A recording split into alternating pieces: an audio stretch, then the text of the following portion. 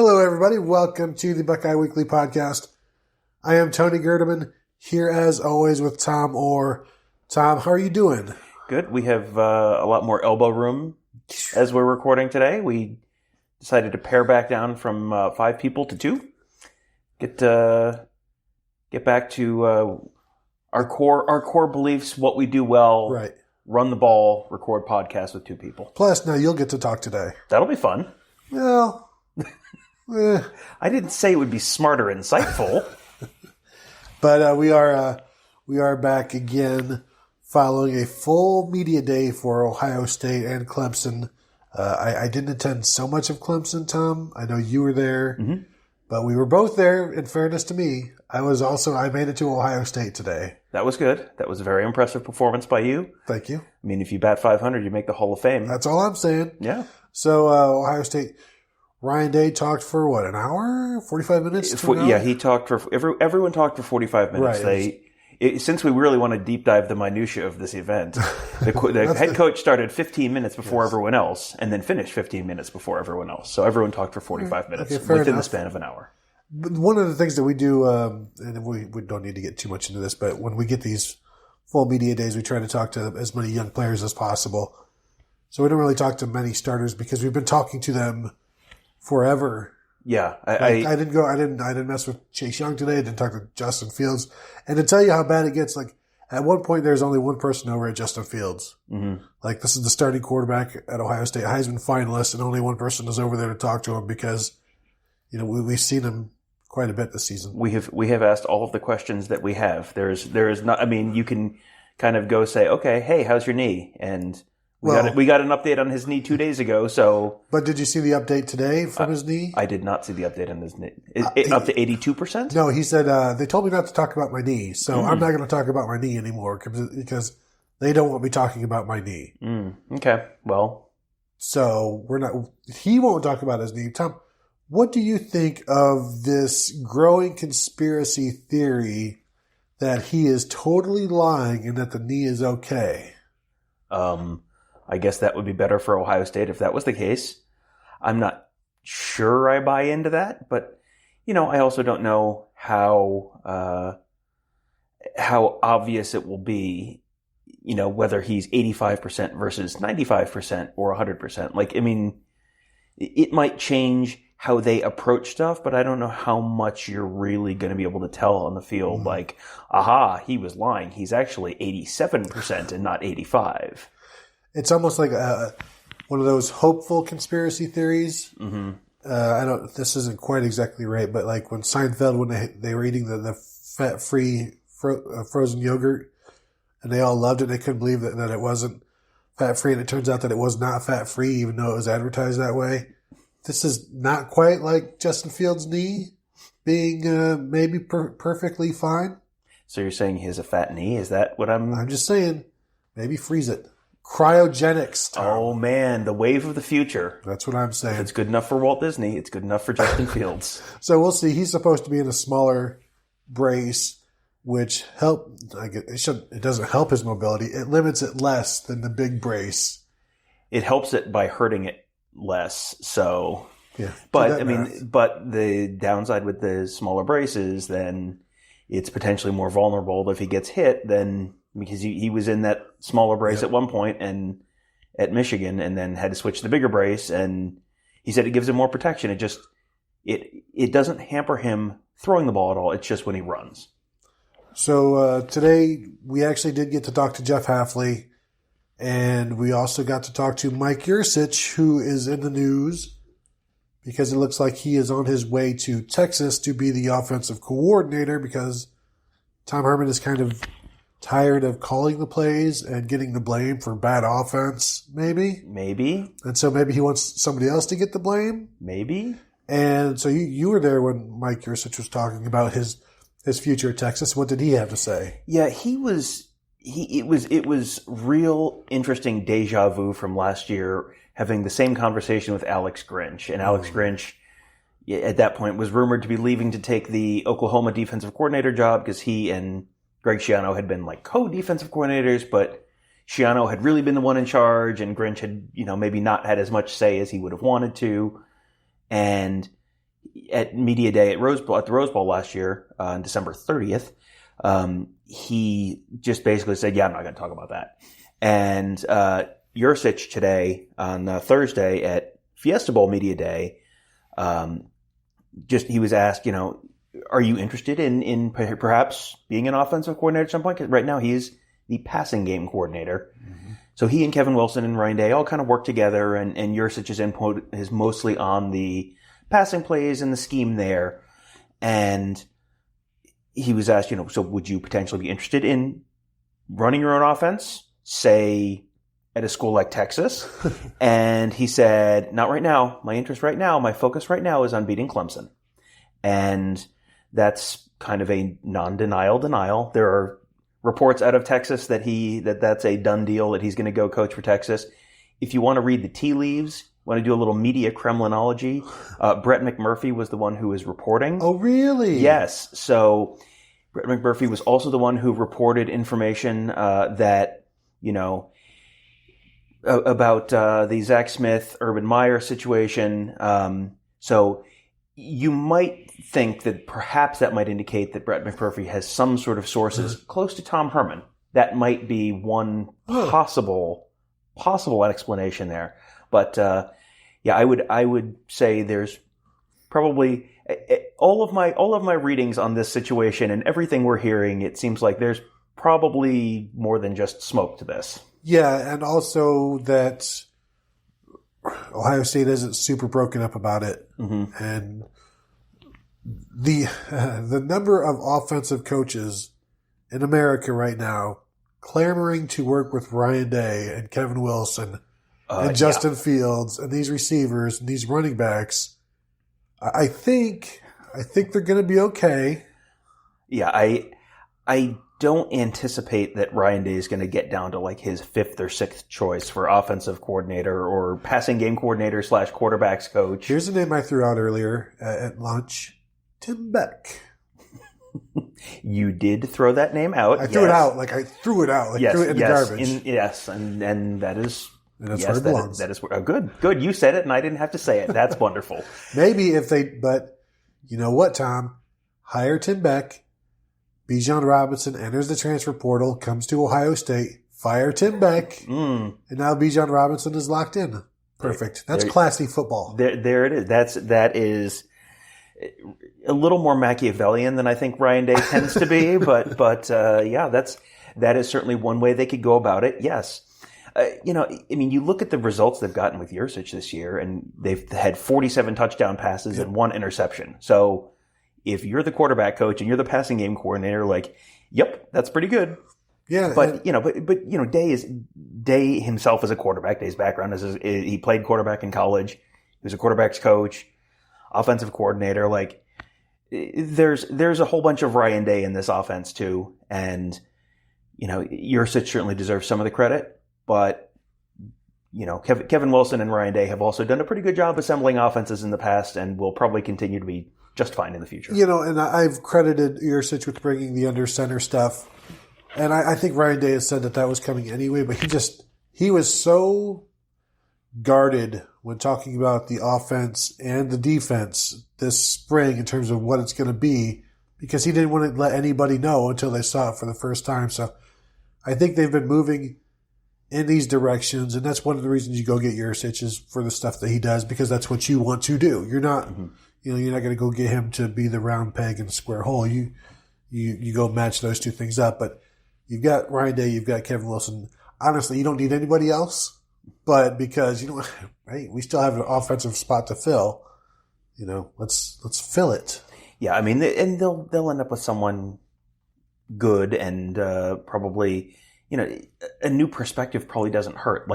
Changing that staff, you don't want to overhaul your whole staff every year, but bringing in a new perspective, some new ideas, is not a bad idea, because you don't want to change your offensive coordinator every year, but if you're changing a third of that triumvirate every year or so, that's not bad, because you're still keeping your same terminology, and it's just, hey, what if we did this same idea, this same basic concept, but we did it this way, or we did it out of this formation, or we did, that kind of thing. that can kind of help keep you from getting too stale. You know what else can help you from getting too stale is if you just shift everybody. The running backs coach becomes the receivers coach. Receivers coach becomes the offensive line coach. Offensive line coach coaches the tight ends. Defensive line coach coaches the corners. I've seen it done before at other places, and it's worked almost once. Almost it has worked. You know how I know we've been doing this podcast too long? Because I was about to finish that sentence with a Michigan State joke, and you beat me to it. So there you go. So yeah, the Yursich thing is not official yet, but just standing there talking to him, and from everything we're hearing on the Ohio State side, and kind of doing the media Kremlinology thing on the Texas side, I'd be pretty surprised if that was not an accurate report. You reminded me of last year where we were asking all of the coaches. Oh yeah, would you like to come back next year? And are you expecting to be back next year? Yes, I'm expecting. And like Kevin Wilson and I think talking to him at the Rose Bowl, I think he was given the okay. Like Ryan Day told him, you're going to be back. Your stud obviously wanted to come back. They all did. They all said they would. Now Greg Schiano knew it wasn't necessarily his decision. Yeah, and you saw what happened. And, here we are happily ever after.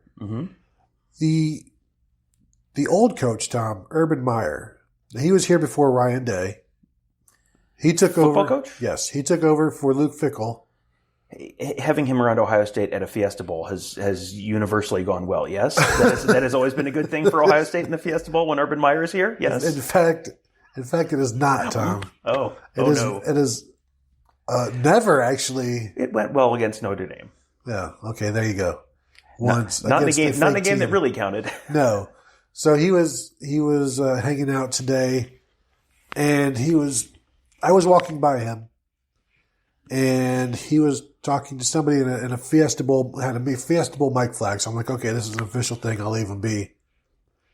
And then they finished up, and Clay Hall from Channel 6 grabbed him, and then I'm like, okay, it's open on. Season. It's open season. He's talking to everybody. So then me and Dave Briggs from the Toledo Blade were just hovering around like vultures until Clay got done, and then we, went in there and started to talk to him. And then eventually there was probably 15 of us, it's Urban Meyer. It's the first time we've gotten to talk to him since December 4th last year, maybe? Basically, in any kind of official capacity. Yeah. And this was kind of a weird spot. There's a main hallway where all the entrances to the media room were.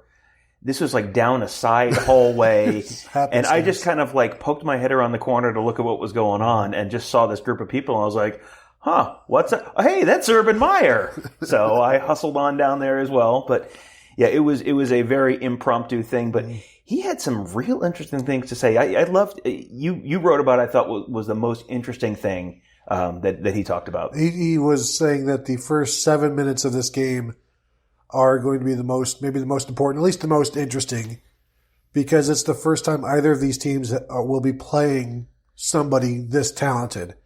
And he wants to see how they react to basically the first two drives of the game for each team, and offense and defense, and whether he immediately went back to the plan to win, which is if Ohio State needs to get 2 first downs so that they can get into punting room, or possibly B1G, or possibly get beyond the 50 and into scoring territory.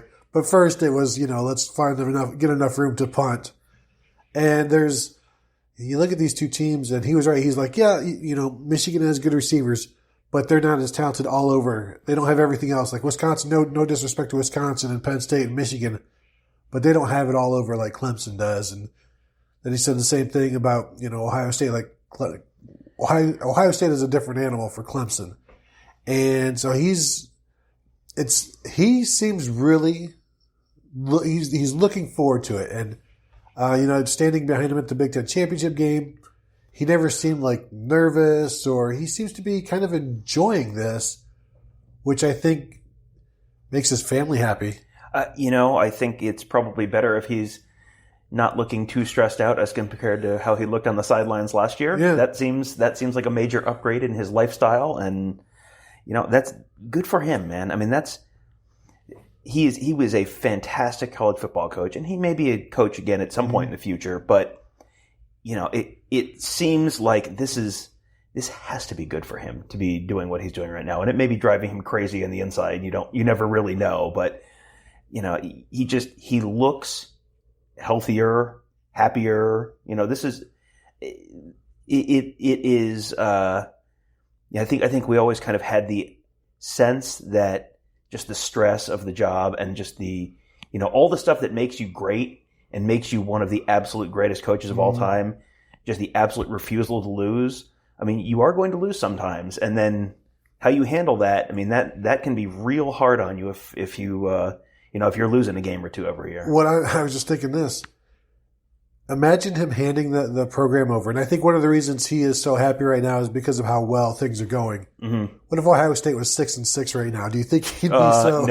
No. If Ohio State was 6-6 right now, he very well might be trying to get the Ohio State job back. I mean, really, like, no kidding. That really might be how that, but, I mean, he left people talk about him leaving the cupboard full. Like, this is an unbelievable level of talent on this. He said roster. Today it's the most talented Ohio State team he's ever seen. I don't disagree. We said that before he did. So now we also know that not only does Ryan Day listen to the show, he talks to Urban Meyer about it. Because there's no way Urban listens to the show. No, I mean, that's crazy. Why would you? Come on, he's a busy man. He is a busy man. He's got retirement to do. Yeah, I mean, there's a lot that he did for this program that, I think everyone kind of has turned the page and, this is Ryan Day's program now, and it is. And there's some things that are different this year, and this is not exactly Urban Meyer's program. And you don't want to take credit away from Ryan Day, but as good as they've been this year, there's enough credit to go around that, some of that needs to fall on Urban Meyer too, just for not only accumulating the talent, but building the culture and building the staff and the Mickey Maratis, the Mark Pantonis, the whole recruiting staff there, all the support staff, and just the program culture and the caliber and quality of kids that they've brought in.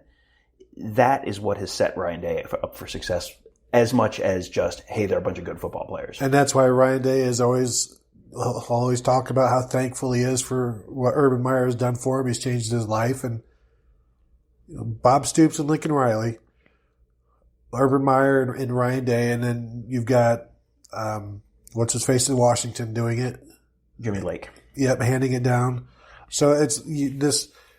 It used to be the coach in waiting thing that never really worked. Mm-hmm. It was a fad. Like 15 years ago? Yeah, it was like Will Muschamp at Texas, James Franklin at Maryland. Yeah, and it never actually happened. Yeah, and so now this is the new thing, but this is a better thing, and I think it allows the head coaches to maybe stay a part of it a little bit because they're retiring, but they're handing over this thing that they have built. Mm-hmm. And so then they can continue to, watch it from afar and just bask and like go on the back porch and just watch it, and I think he's doing that now. And although right now he's on the front porch, ensconced in it here in Arizona and taking it all in, we were talking to him about just how much Clemson has been responsible for Ohio State's changes.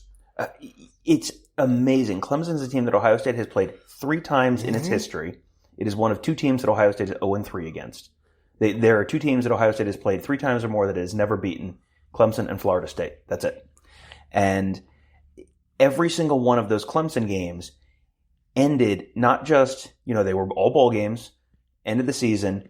All 3 of them ended with like major shakeups on the Ohio State coaching staff that were a direct result of what happened during that game. Yeah. So the first one obviously is Woody Hayes getting fired after the punching out. Yes. yes, punched out.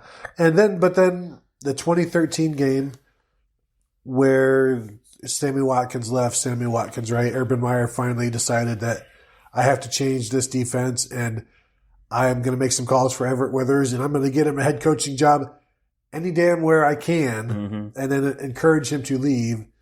And so that's what he did. And then the 2016 game, where they got shut out 31-0, that was when Urban Meyer said this will never happen again, and he went out and got Ryan Day and Kevin Wilson. Although talking to him today about that offense, basically talking to him about the 2016 game, he was like, yeah, after that we decided to go in a different direction. I'm like, that's funny because the 2013 game, you guys had to do the same thing defensively. And he's like, what? He's like, oh yeah, we did have to do that because they just were killing us and moving the ball on us, and we had to change things there as well. That was the first game Ohio State ever scored more than 35 points in a game and lost. Or 35 or more points, yeah. So that's all the impetus you need to be like, yeah, let's... But I think he also said both instances, they were kind of getting ready to go in another direction anyway. Mm-hmm. And I know Luke Fickell told me that in 2016. Urban Meyer said the same thing about the offense this time. It wasn't the 31-0 that was... He was going to change something anyway, which, I mean, come on. Yeah, the sentence was written. That was just the exclamation point on the end. Yeah, exactly. And so we'll see. We'll see what happens this time around. I guess if you're Buckeye fans, pray for Ryan Day to keep his composure. Hope the offense and defense do well enough that nobody gets fired. Although, Tom, there you go. You said it before. Yursich, Jeff Hafley are both out of here. I mean, yeah. Perhaps Yursich. There's changes. There's changes a coming, and not necessarily as a direct result of it this time, but. Yeah, that was just one of those conversations that we'll have just sort of as we're talking about something else. It's just kind of like, hey, that's kind of weird. So yeah, it is remarkable how much of an impact Clemson has had on Ohio State football history for a team that has only played them 3 times. More impact than Michigan. I have nothing to add that is either relevant or true. Anything else from Day today that you found interesting? What? He talked a little bit about, there's a whole bunch of stakes to this game, obviously. Mm-hmm. I mean, you want to keep winning. You want to you play for the national championship. You want to, obviously Clemson is a pretty good benchmark for them that this is one of the games where the talent really does equate. Like he talks about the talent equating all the time when they're playing teams where the talent does not equate. But this game, it really does. But he just talked about the fact that this team, as his first team as a head coach, is been special to him, and this is like an emotional thing for him where he's not quite ready to be done coaching this team yet, And if they win, they get another couple weeks to hang out together and keep working. And if they lose, then they get back to Columbus, and everyone kind of goes their separate ways, and people head off to the NFL, and you never have that group together again. So, that was kind of a little bit of a little peek behind the curtain at Ryan Day, the human being, and there are actual emotions in that body. How about that? Yeah, and there were, and it was interesting to see because people may not see like these teams these years as individual teams. It's just one continuous constant team over the years, and that's not what it is. It's this isn't one team. Next year is a separate team, and they're seen as individual teams. And yeah, Ryan Day, this is a special one for him. I think it's a special one for a lot of people, and not just Ryan Day. And when you look at the potential of this team, and yeah, people may be concerned about Clemson, but you should expect Ohio State to win because they are so good, and be disappointed if they lose because this is a team that is good enough to win it all. And if they don't, credit Clemson or credit Oklahoma or maybe even credit LSU. But it would be a disappointing end to just a really, really, really good team. Yeah, I mean, this is. I mean, we've talked this year, and Urban Meyer apparently agrees. The most talented team I've ever seen at Ohio State, and remarkable in that they haven't had that like off week. They've had. You always, every year you have a team, the team comes out and it's like, well, they're playing Akron or something, and they just come out and just fart around for a half and just really look like they don't really want to be there, and you maybe fall behind, and then, sometimes you can pull it out and sometimes you lose 49-20 to Purdue. This team hasn't done that. They have been focused, they've been disciplined, they've had... Outside of the Chase Young nonsense, there's been like nothing going on off the field. Like it has been really nice and smooth all year. They're running the ball well. They're passing the ball well. They're stopping the run well. They're stopping the pass well. Like there's nothing on this team that's like, oh, that's not good. I mean, my biggest nitpick on this team is the pass pro. It could be better. And against a team like Clemson, that could be a game decider. But these aren't robots. Unfortunately, these are a bunch of college kids. Not yet, they're not. But this has been it's been a delightful team to cover, and it's been a lot of fun to watch them play and just watch how good, and just you marvel at 47 touchdown passes and 1 interception. How is that possible? J.K. Dobbins is on the verge of breaking Eddie George's single-season rushing record. K.J. Hill just broke the career reception record. There's a lot of remarkable stuff going on, and it would probably be a real bummer for Ohio State fans if this team doesn't win the national championship. But they have basically done what you can realistically expect a team to do at the beginning of the year. They have gotten to the playoff. They are playing a team that is a remarkably talented team on a 28-game win streak, and the game is a coin flip. It's a 2-point line. People are predicting kind of both teams to win. And you look at the talent across the field. It's this is a really even matchup, and it's going to come down to a play or two. And if Ohio State loses by a field goal, you can't. That's just they ran into another good team, and someone had to lose the game. This is not a team that's going to lose 31-0. Yeah, no. And win or lose, Tom, they'll get to hang their third Final Four banner in the rafters of Ohio Stadium. Mm-hmm. Sometime next season. Based on what they did, what they've done so far. There you go. Yeah, this was the NCAA tournament analogy that Ryan Day went with. There you go. Better hang the banners. They beat Rutgers in the first round, and Penn State in the second round, and Michigan in the third round, and beat Wisconsin to go to the Final Four, and now they're in Arizona, and just got to win 2 more, but you got to win 1 more to win the second one. And Tom Crean is in the practice gym cutting down the nets right now. One thing that was kind of interesting, Day talked about the fact that they have to get out of the gate fast. They can't come out slow. They can't do what they did against Wisconsin. And that was, I just talked about the fact they haven't really done that this year. That I think was just fatigue more than anything. That Wisconsin game, just 3 weeks in a row of the Big Ten being idiotic with its scheduling. But he said, part of this is understanding the electricity that's going to come with the game, and it's going to be at hyperspeed for the first quarter, just getting prepared for that. And, I think Urban talked about that a little bit too. It's just you see them coming off the field, and you kind of have to know, hey, did they look like things are going a little too fast for them right now? Their eyes. Because you're playing players that are faster than players you have played all year. And that's probably more so for Clemson than Ohio State. But this Clemson team is the most talented team the Ohio State Buckeyes have faced all this year, and Ohio State is by far the most talented team Clemson has faced. And then you've got, you're playing on the playoff stage, and are people going to be nervous? Mm-hmm. And, the advantage that Ohio State has in having played better teams this year might be negated by the fact that Clemson's done the whole playoff thing before. And so I'm super, super interested how this game's going to play out. I'm not sure how many people made it all the way through the podcast from yesterday with the round table, because it was a lot to listen to, Tom. There was a lot of talking. So maybe we should just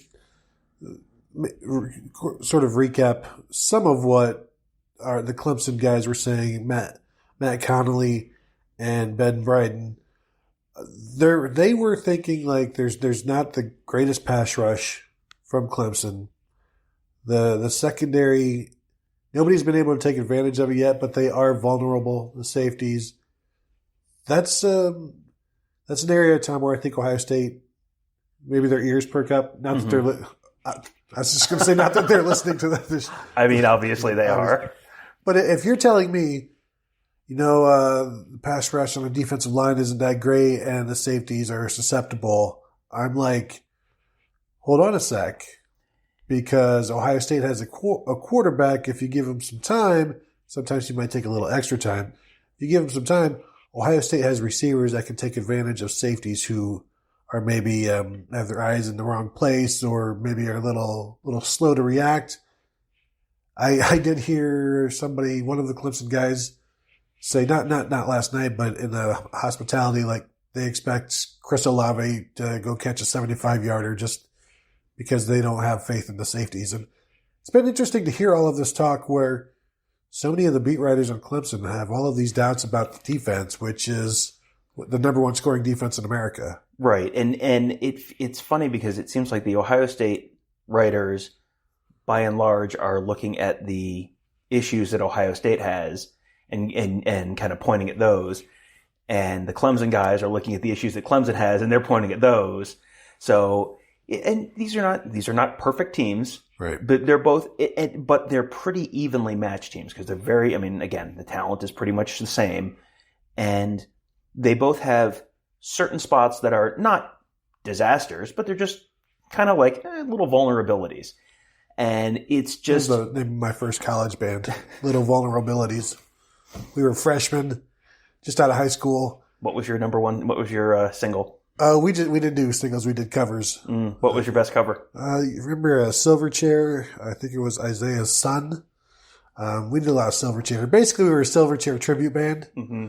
As all good bands are. Yes, we weren't very good, but we were dedicated. That's good. So anyway, I'm sorry, didn't mean to interrupt me. What were we talking about? Football? Who? What? Clemson? What's going on? The little vulnerabilities. The little vulnerabilities. And it's... We put together our staff picks, and I was writing it out, and I had not made up my mind as to what I was going to pick. And I guess maybe we'll talk about that on tomorrow's show. Yeah. But it just comes down to, okay, Clemson has a vulnerability in the safety spot. Ohio State has a vulnerability in pass pro. So will Clemson be able to take advantage of Ohio State's vulnerability quickly enough to negate their vulnerability in the back? It's just, and it's like, yeah, maybe. I don't know. It just, and if they don't, or if they could just do it sometimes. Yeah. So sometimes they get to Justin Fields, and sometimes Chris Olave goes 75 yards. But that sometimes would work out better for Ohio State. It would, yes, that's true. And again, can Ohio State run the football with J.K. Dobbins? I think the answer is yes. Can Clemson run the ball with Travis Etienne? Probably yes. Can Clemson throw the ball pretty well with their talented receivers? Probably yes. This feels like it's going to be pointsy. It's going to be, I don't know what the over-under is. It was 63 for a long time. Every measure I'm going with is over that by just a few points. Like no matter what I pick or what I think about. Yeah, that's right. I'm a little over that, I think. Yeah. Because 31-30 doesn't seem like enough to me. And I was on with Michael Citro subbing in for Chip Minnick a couple of days ago, and I was unfairly asked to give my prediction with days in advance before I had even prepared a score. I don't even remember who they're playing. Yeah. I was offended, but I did it.